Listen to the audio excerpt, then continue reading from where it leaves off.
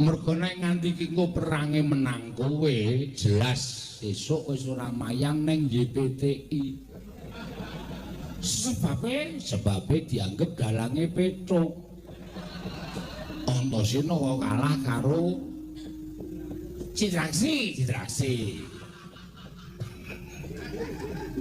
Nek menang aku, iki wong semene iki sudah iso mbedhek kabeh. Nek menang kowe, mesti esuk ora ditanggap. Nek dalange ora ditanggap, kowe ora pentas. Iya ya. Iya. Nek ora ditanggap berarti aku memeng turu nang kotak. Ayo. Ora pentas piye. Neng turu nang kotak selawase nganti jamu.